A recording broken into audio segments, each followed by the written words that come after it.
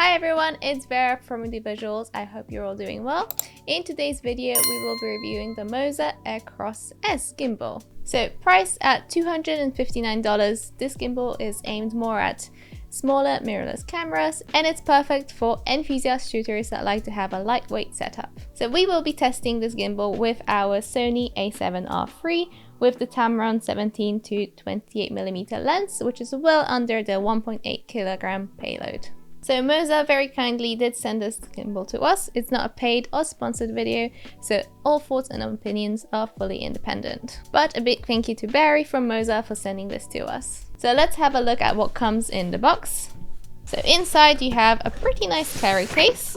It's a nice canvas case and it's quite compact as well. So when we open it up, you get a variety of different cables for different cameras to connect the gimbal to them. You also get a USB-C charging cable, which is nice. We of course get a little manual. We have a little tripod, the mounting plate, the gimbal itself, and finally we also get a mounting bracket for a phone.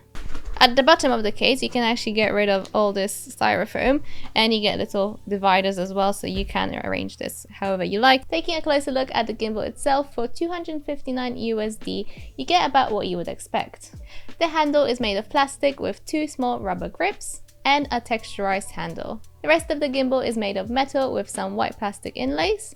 Overall, this makes the gimbal very lightweight, weighing in at only 700 grams. So it's perfect for those of you who are on the go and don't want to be lugging a heavy gimbal around all day. It is also rather compact, so you can pack it up easily and it won't draw too much attention in public as well. It was kind of a nice change going from my usual setup with the DJI RS3 to something so lightweight. Overall, the build quality is average in my opinion. It doesn't feel premium at all. It's kind of very plasticky feeling, but it's rugged enough that it doesn't feel like a toy either. It's passable, but I can't really comment on its long-term durability. I actually really like the fact that the joystick is kind of offset to the side, so your hand is kind of in a more natural position and you don't kind of have to struggle. So I do think that even despite its questionable build quality, it is a very comfortable gimbal. The locks on the axis are actually pretty decent. They don't dislocate very easily, however there is quite a bit of give when the locks are engaged, but you can really see and feel where they did cut the corners with this gimbal. In terms of the I/O, there is a tripod thread at the bottom. You have the joystick with the mode button next to it. On the other side, there's a power button and a USB-C charging port. At the back, you get a trigger button and a record button as well.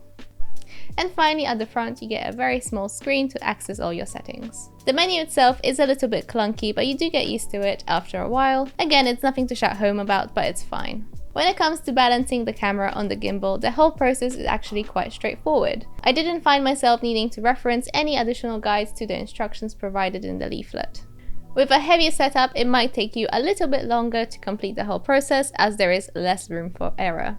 The unique thing about this gimbal is its 3-in-1 design. So you can have your camera, phone and action camera rigged up to this gimbal all at once if you are in need of that particular feature. However, you will have to purchase this additional dual 1/4-inch camera mount separately, despite the fact that they do include the phone clamp with the gimbal itself. It just seems a little bit gimmicky to me, and I don't really see myself using this feature very often. I guess this would be very useful for people who need to be able to film and at the same time be able to film themselves.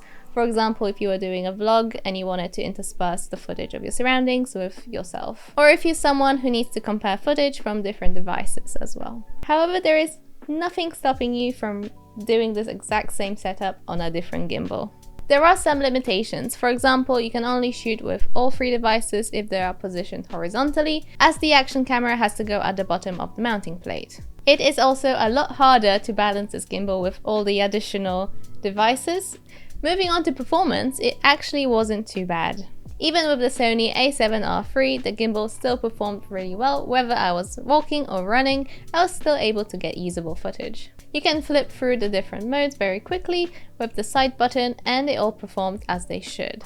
As you can see from these sample shots, the motion is very smooth and steady. This is all filmed at 25 frames per second, so you can really get a feeling of how this gimbal will perform. There were a few times when I did get a few unwanted movements, or the gimbal would put itself to sleep, but I think that was more due to the higher payload and me trying to get it into more strenuous angles. For casual shooters, this gimbal will do absolutely fine for things like vacations, hikes or trips, but I wouldn't really recommend it if you do rely on a gimbal for your work and you are not able to redo a take. I didn't really have a smaller camera to test this gimbal with, but I'm sure that it would perform so much better with a smaller body like the Sony a6000 series.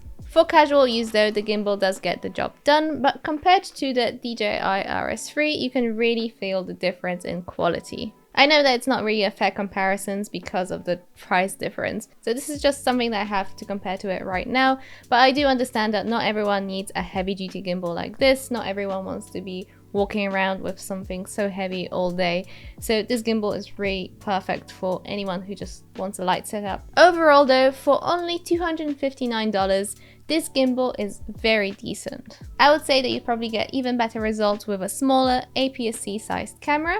An A7R3 is just as big as I would go on this gimbal. I was a little bit swayed by the advertising, which did show the Sony A7 III on this gimbal with all the little additions, so I was convinced I would be able to hold this camera as well. But if you have a similarly sized camera, I would recommend going for an alternative. With the A7R III, there were times in which I couldn't get the shot I wanted. This was particularly a problem if trying to shoot underslung, where the top of the camera would catch on the back axis. But I was impressed that despite this, the AirCross S still performed very well, and I'm sure that would be a great choice for something like a Sony a6000 series. It's cheap, lightweight, performs reasonably well, and Moza has a decent reputation these days. It's definitely a good choice for casual use, but for professional use I would definitely spend a little bit more and go for something that can handle a bigger payload. Anyway, that's it for this video. Thank you so much for watching. If you have any questions, do feel free to leave them in the comment section below and I'll try to answer as much as possible. You can also follow us on Instagram and Facebook on the links down below. And if you found this video helpful, do give us a thumbs up and subscribe to our channel for more.